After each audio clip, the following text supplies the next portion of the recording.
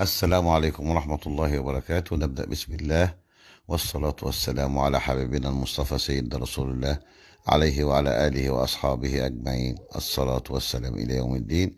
النهاردة بنتكلم على مشروع العجول الرضيعة وإزاي بنشتغل على العجول الرضيعة باللبن الصناعي.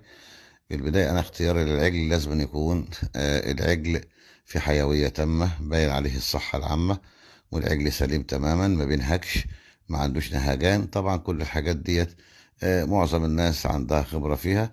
احنا عندنا في شركة جرين جولد بنسيبك تختار العجل اللي انت عاوز تختاره كيفما تشاء، ولو انت اخترت حاجة تعبان بنوجهك بنقول لك لا سيب هذا العجل وخد عجل تاني.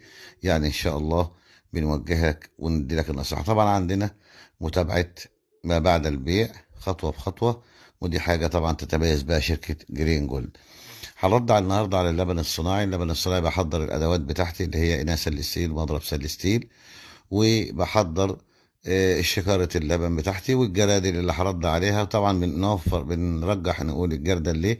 لان طبعا البزازات بتحتاج عمالة كتير ساعة الرضاعة، فبنشتغل النهارده على الجرادل على طول ان شاء الله.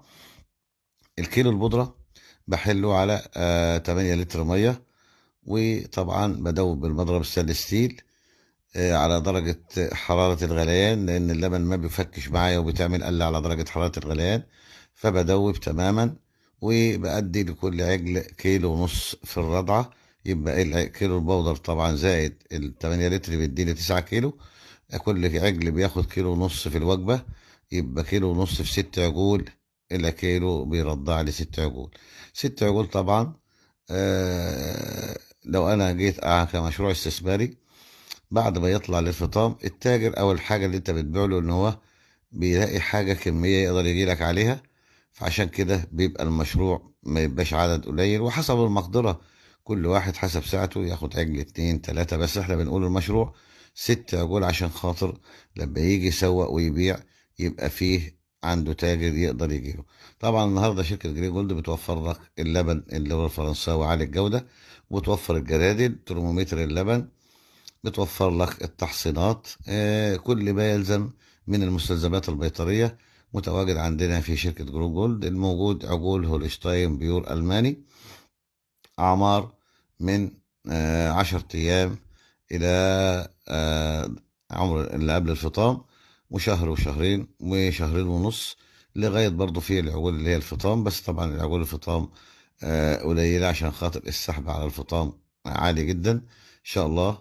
بسم الله ما شاء الله. يعني فالنهاردة انت كأداة مشروع، انت المرحلة اللي بتوفر الطلب اللي هو بتاع العجل الفطام اللي كل الناس بتسأل عليه. بنسبة 70% بيسألوا على عجل الفطام وبيخاف من فترة الرضاعة، فانت بتخش تعمل المرحلة دي.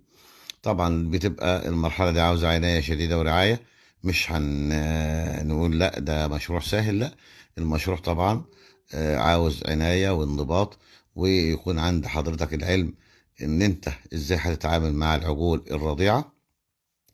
بس ان شاء الله بالتعليمات بتاعتنا بتاعت الشركة ومتابعة ما قبل البيع وبعد البيع بنوجهك وبنقول لك على كل الخطوات.